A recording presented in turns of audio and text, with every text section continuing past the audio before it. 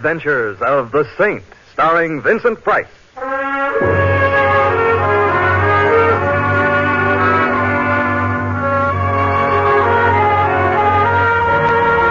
The Saint, based on characters created by Leslie Charteris and known to millions from books, magazines, and motion pictures.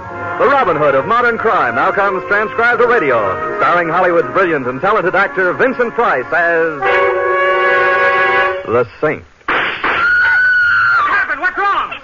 Someone shot the man! It's murder! He's been murdered!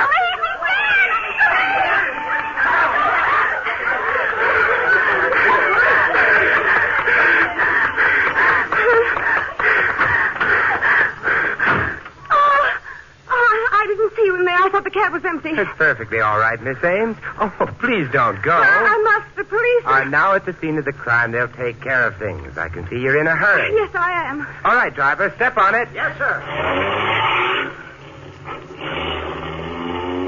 Comfortable, Miss Ames? I don't know you, do I? An oversight on my part that can be easily remedied. I'm Simon Templar. Simon Templar? Yes. Oh, you're the Saint, aren't you? Sometimes I feel as though I had a neon sign on my forehead. I'll confess the fatal appellation. Well, I think I'd better get out, Mr. Templar. You see, Saint is not synonymous with boogeyman, Miss Ames, and why not call me Simon? After all, we were both present at the unveiling of the corpse. If you think you're being funny, Mr. Templar. There's nothing funny about murder, particularly when as pretty a girl as you is involved. But I'm not involved. A question of semantics, Miss Ames. A man gets killed when you're within 5 feet of him and you turn tail and run. If that's not being involved, my dictionary lied to me. Well, I suppose you're right. It was foolish of me to run, but when I heard those shots and saw him fall, How did you know who I was? Such modesty is becoming, but hardly intelligent, Miss Ames. You're a star. Your show is opening in a week, and your pictures have been plastered all over town. Oh, of course, I should have known. Did you know the man who was shot at? Yes. Yes, I had an appointment with him. His name was Jim Barry. Oh, the publisher? Yes. Oh, I know him, or rather knew him. He's been kind enough to publish some scribblings of mine, but what were you going to see him about? Anything special? No, just a business talk. Business talk with a publisher? Don't tell me the Barry Kilgore Company is going to publish the story of your life. No, but Jim's firm was preparing an anthology of the modern theater, and he wanted to include the new play I'm going to be in. Down, Betty. Down to the floor. I said down. What happened? Somebody doesn't like us, Betty. The driver of that car threw some hot lead our way. But how? It wasn't. I don't know. I only saw the glint of a gun out of the corner of my eye. Hey, driver, are you... Simon, is he dead? Wait, I'll see. Now, how do you like that? We get shot at and he faints. I don't blame him. I feel a little... Don't. You must be due at the theater for rehearsal about now, and the show must go on, though for the life of me, I've never been able to understand why.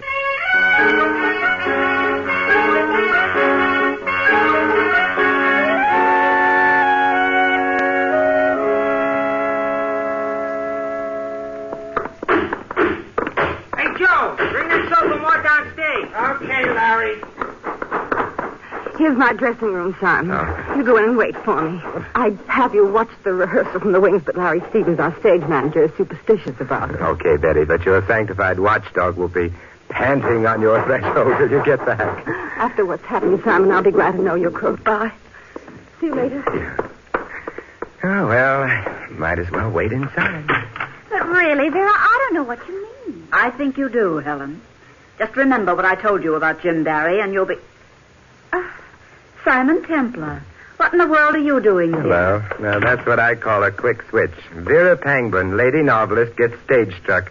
Or are you merely getting material for a novel about backstage? Oh, no. No theater novels for me, Simon. Oh, let me introduce Helen Trask. Helen, this is Simon Templar. How do you do, Mr. Templar? As well as might be expected under the circumstances, Miss Trask. I'm not too accustomed to entering one lovely lady's dressing room and finding 2 others awaiting me. Well, as a matter of fact, Helen and I were waiting for Jim Barry. We thought he was coming here with Betty. Jim Barry? Oh, he's your publisher, isn't he, Vera? Yes, and Helen's, too. Helen's his really latest discovery. She has a new novel coming out. Well, I'm afraid you're going to be disappointed, ladies. Barry's been unexpectedly detained. Oh, Oh, and I was so anxious to see you. Oh, why not let me substitute? I'm very good at parlor tricks and small talk. And Your name, Templar? Yes, it has been for a number of years. I can remember way back when my parents... What's the big idea of keeping Miss Ames away from rehearsal? Oh, did I? Who are you? Oh, Stevens, the stage manager. That's right, and I'm also the guy who doesn't like stage door Johns. Now, there's something about the way you said that hurts me deeply. Gee, what's that thing in the cuff of your trousers, Stevens? In the cuff of my trousers? Yeah, right here. Now, look here, Templar. I don't know what this is all about, Maybe you don't, but you should know a revolver cartridge when you see one. Revolver cartridge? Is that what this is? It is. Where's Betty Ames? Why, in rehearsal, I had them start. And I presume there's a shooting scene in this play? Why, yes, toward the end of the first act, but I... Well, you'll like me even less after this, but I'm stopping that rehearsal. You can't do that, Templar. If I don't, you'll have a dead star on your hand. Betty Ames, are you crazy? I hope so. I hear them. Where's the closest stage entrance? Over there, to your left. I hope you know what you're doing. I'm afraid I do. They're at the shooting scene now. Stop it. Don't you... Simon! What is it, Simon? What's the matter? Apparently nothing, but I'm a little amazed at finding you all right. But why shouldn't I be, Simon? Now, there you have me. Quiet, everybody. Templar, I've had enough of this nonsense. You've held up the rehearsal by keeping Betty away, and now you've broken up the end of the first act. Either you get out of this theater, or I'll have you thrown out. You know, Stevens, I must be super sensitive. Why else would I get the idea that you don't like me? No, don't answer. There's something I want to do first. Where's the gun your leading man fired just now, Betty? Oh, it's over there on the floor, just a prop gun with blank cartridges. Blank cartridges? So that's it. I've always wondered how people shot in plays had so many lives. You mind if I take a look? What's all the commotion about? Oh, hello, Mr. Kilgore. We've been having a little trouble with a fellow named Templar, but everything's under control now. Well, it better be. I've got quite an investment in the show, and the way it looks now, it'll flop before they get to the second Now, there's act. nothing for you to get excited about, Mr. Kilgore. I assure you Of course, that... that's all in the way one looks at it, Stevens. And I suggest that you look at this gun. I see it, Templar. So what? So this. Break it open. Simon, those aren't blank cartridges. They're real. Real? That's impossible. Perhaps you'd better take a second look. But why would anyone in this theater substitute real bullets for the blanks? Now, that is a puzzling question, Stevens. Of course, it couldn't possibly be that someone was interested in killing Betty Ames. Now, could it?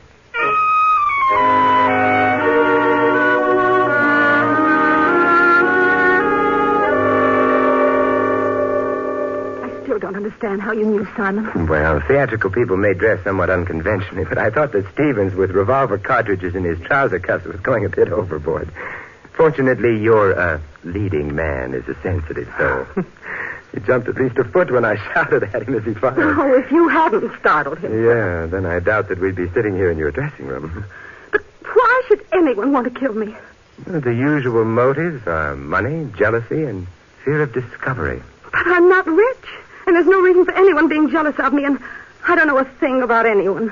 Are you certain of that, Betty? Of course I am. You were pretty much in evidence when Jim Barry was killed. So were a dozen other people. Yeah, but perhaps they didn't see what you saw. I didn't see anything. At the killing, perhaps. But what about, well, a familiar face in the crowd, for example? Familiar face? No. Oh, wait a minute. Yes, I did see And someone. the eyes have it you saw the killer. Who was it? That's just it. I don't know. Let me remind you that a familiar face belongs to someone you know or have seen before. Yes, I know that, Simon, but I just caught a flash of the face, and I was thinking it looked familiar and was starting to identify it in my mind, and then the shots were fired and Jim Barry was killed. And then it was gone. I don't suppose you got a similar flash among the people in the theater tonight?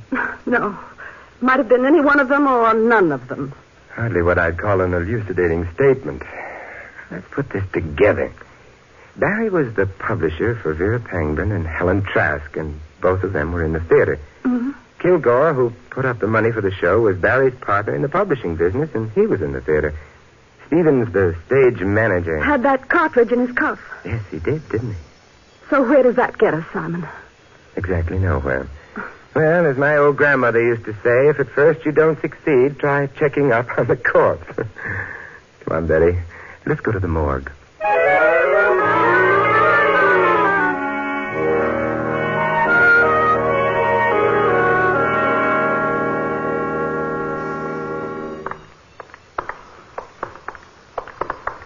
This place gives me the creeps, Simon. Strangely enough, the morgue never was noted for being the most cheerful place in the world.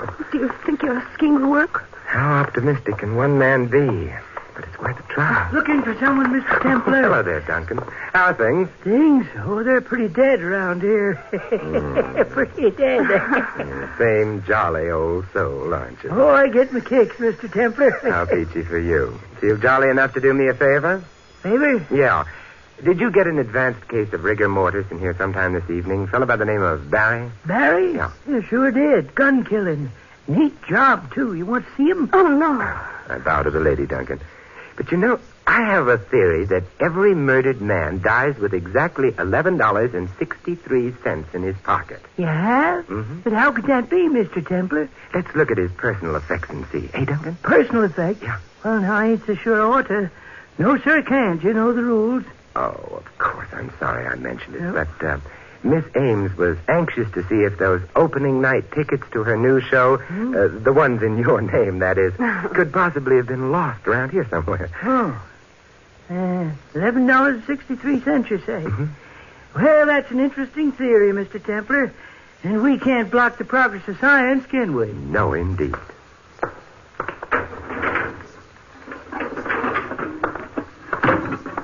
There you are.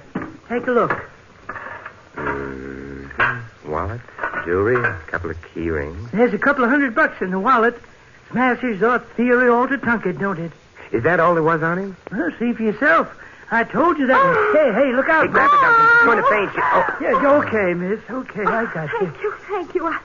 I don't know what happened. Suddenly everything turned black. All right, Betty, don't talk. I'll get you outside. Even an old ghoul like Duncan gets queasy in here sometimes. No, I don't neither. You sure you're okay, miss? Yes, thank you. I'm all right now. Thanks very much, Mr. Duncan. Well, you're welcome. And, them opening night tickets in my name you lost? Oh, you'll find them at the box office in your name, Mr. Duncan. Well, I'm glad you folks dropped in.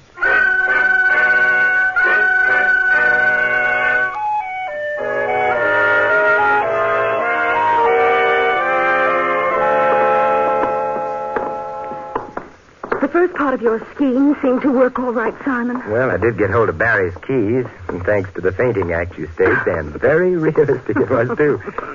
But there was little else of interest there. Then what goes on now? I might suggest that we halt right here in front of the office of Barry Kilgore and Company, publishers. Pick out a key that looks as though it fits the lock. Mm-hmm. And walk right in. There, you see what skill, perseverance, and some petty larceny can accomplish? Now, where's Jim Barry's office? Do you know? Oh, yes. Right over there. Kilgore's the one next to it. There's the light switch on the wall. You'll never make an understudy to a sneak thief by talking about lights, Betty. My flashlight's enough.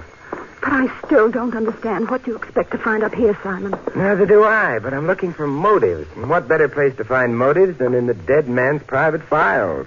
Mm-hmm. Let's start with this stuff on the desk. Those are only galley proofs of a book, Simon. So it would appear. What a fascinating title. My Heart's One Romance by Helen Trask. Oh, no. Talk about corn. No motive for murder there. I wonder. What do you mean? This inter-office memo clipped to it. Listen to this. For Pete's sake, Jim, stop publishing this kind of tripe before it ruins us. It's initialed K. K for Kilgore. What do you make of that, Simon? I think Kilgore didn't like the book. But if it's as bad as all that, why was Jim Barry publishing it? Maybe you better take another look at Helen Trask. Oh, you mean you think that Helen and Jim Barry I were... prefer to keep an open and clean mind about these things, Betty. But we do know Kilgore didn't like it. And Kilgore stands to get plenty now that Barry's dead. He becomes sole owner of the business. Simon, someone's coming to the outer office. That's very inconsiderate of him. But what if it's the police or Jim Barry's murderer? Those suggestions are very inconsiderate of you. What's he doing now, Simon? Not he. There are two people in the office. Are they coming in here? No, they've gone into Kilgore's office. Oh. They didn't turn on the light, so they must be familiar with the place. Remind me to complain to the owners of this building. They've made these walls so soundproof I can't even recognize the voices, let alone hear... Yeah, we could hear those all right, couldn't we? I'll be right back. No, Simon, please.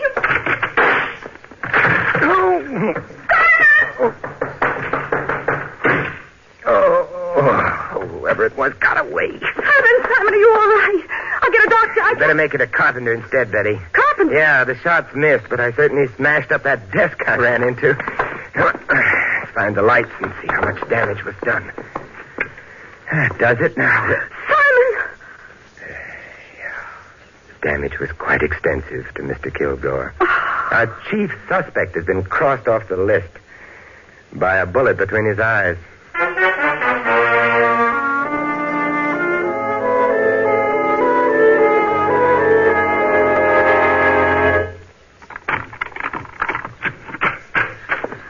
Well, at least you got me home safe and sound, Simon. After what's gone on today, I'm beginning to wonder how that happened.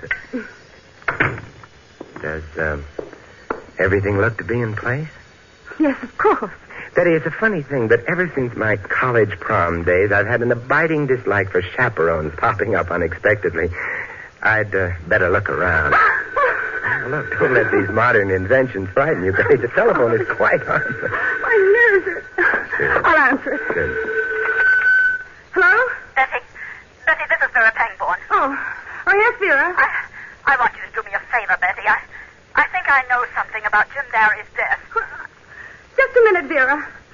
Simon, it's Vera Pangborn. She says she thinks she knows something about the Barry killing. Well, don't be piggish about things. Split the receiver with me and let me listen, too. Vera?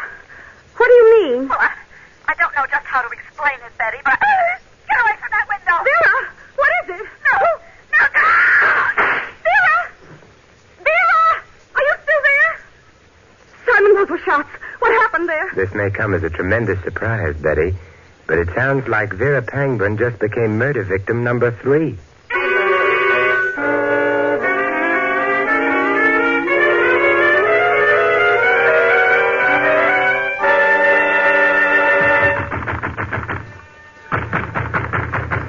Vera doesn't answer, Simon. Well, if I must use brawn instead of brains...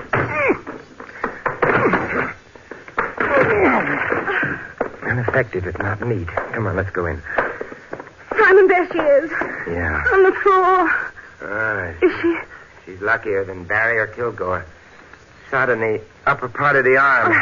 You better get some towels, Betty. I'll be right back, Simon. Good. What happened? Simon.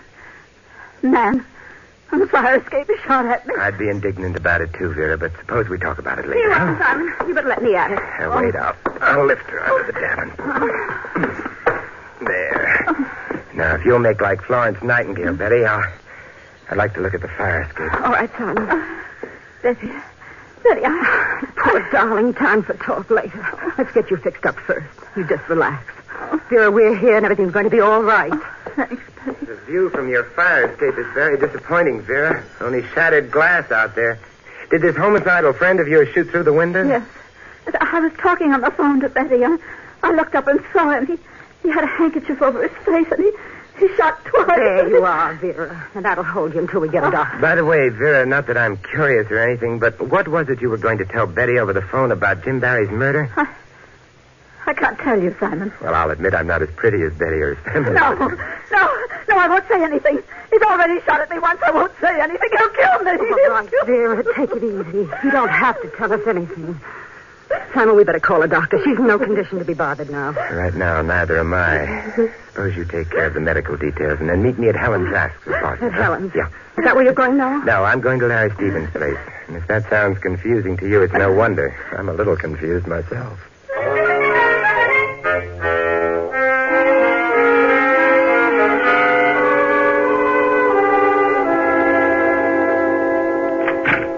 Yes? Hello, Stevens. You mind if I step inside? Templar, what in blazes are you doing here? I guess you do mind. Oh, well. I have an invitation for you, Stevens, to come calling on Helen Trask with me. Helen Trask? Mm-hmm. Why should I go to her place? Oh, I thought it would be sweet if we all chewed over a few explanations together. You'll get no explanations from me. Now get out, Templar. Okay, Stevens. But if you don't mind, I would like to leave you something first. Yes, what's that? This! You know something, Stevens? I think you're coming with me whether you want to or not.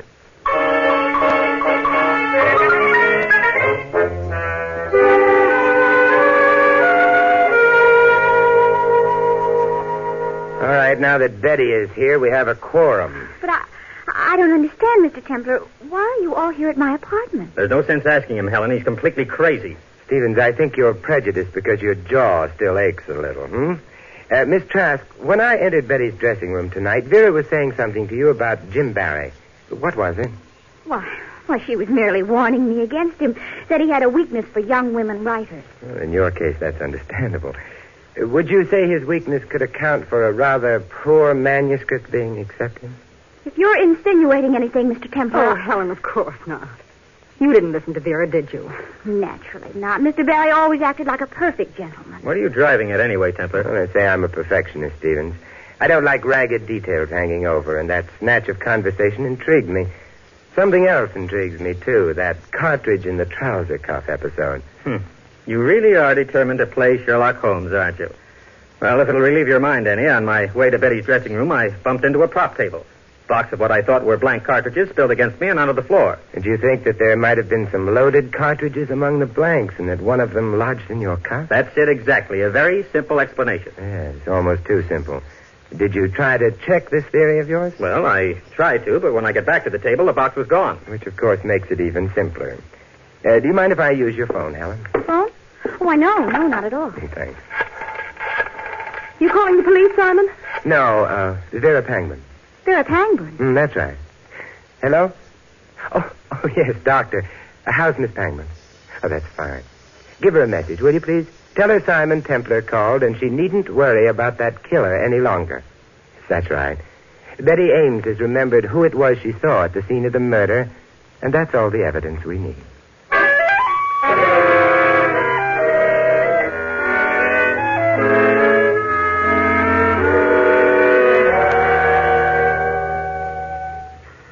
Simon, what is this all about? Beautiful here in the park, isn't it? You know very well that I haven't remembered the face I saw when Jim was killed. A brilliant moon, soft starlight, a perfect night for romance, and she talks about killing. Oh, please, Simon, please. What are we doing out here anyway? To take a cue from you, just killing time. And I think we've killed enough. Let's get going. Simon, for the last time, will you give me a direct answer? Where are we going? Oh, didn't I tell you, Betty? Why, I'm merely taking you home.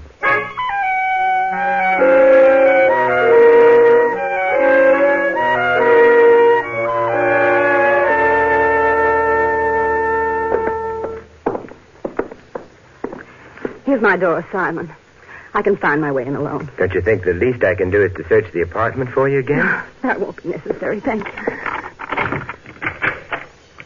Good night. Well, at least allow me to turn the lights on for you. There, you satisfied? Now you can see for yourself that there's... Oh! Yes, I can see quite well. Hello, Vera. Shut that door, Simon, quickly. I never argue with a lady, Vera, particularly when she's got a gun in her hand. That's better. I thought that phone call of yours might have been a trap, Simon, but I had to make sure. And now that you apparently have made sure, Vera? You and Betty are going to join the others. Simon! Tell me why you killed Jim Barry, Vera. Was he your husband? Pretty smart, aren't you, Simon? That's right. Jim was my husband. Yes, I thought so. Jealousy was the only motive I could figure for you. Every young woman who came along and thought she could write turned his head. That Helen Trask. A high school girl could write a better book than she did. But Jim Barry was going to divorce you and marry her, wasn't he? Yes. And now Jim's dead. And Kilgore's dead because he suspected me. And you're going to die, too. Right now. No, you don't. Give me that gun. She's going to No, she isn't. Are you, Vera? No. No. Oh, Simon, I was so scared. You know something, Betty? So was I.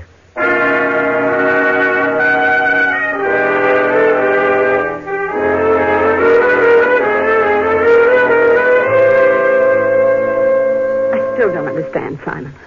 That business of Vera's being shot. Now, how did you know that she'd faked that? You know, Betty, that's one thing I always dislike about solving a murder. I have to explain things.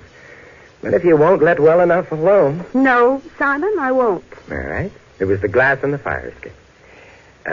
Now, shall we get back to that moon? Simon, what about the glass? Oh, it came from the shattered window. And there was no glass within the room. Therefore, the shot was fired from within, scattering the glass outward. And who was inside the apartment at the time? Vera. Mm-hmm. We have achieved a meeting of the mind.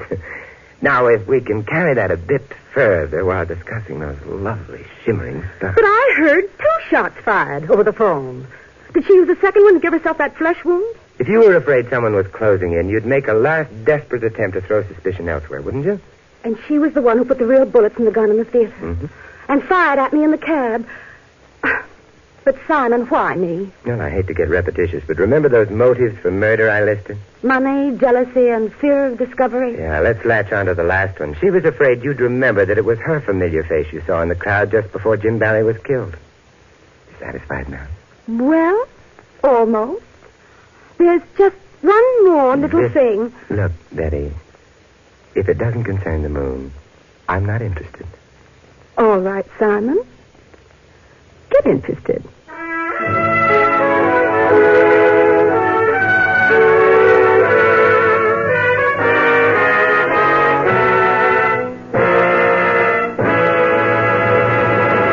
You have been listening to another transcribed adventure of the Saint, the Robin Hood of modern crime. Now here's our star, Vincent Price. Ladies and gentlemen, as good citizens, we have the entire sphere of American life in which to use our heritage.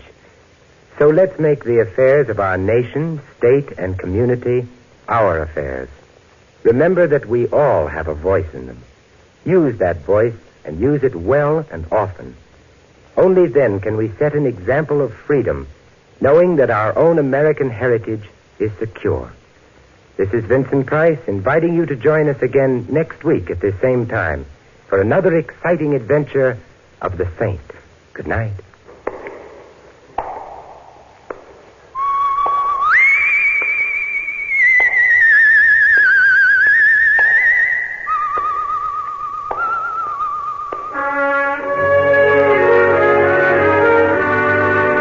Script of The Saint was written by Sidney Marshall. Our cast included Francis Cheney, Barbara Eiler, Eleanor Audley, Frank Gerstle, Stanley Farrar, and Arthur Q. Bryan. Music was composed and conducted by Von Dexter.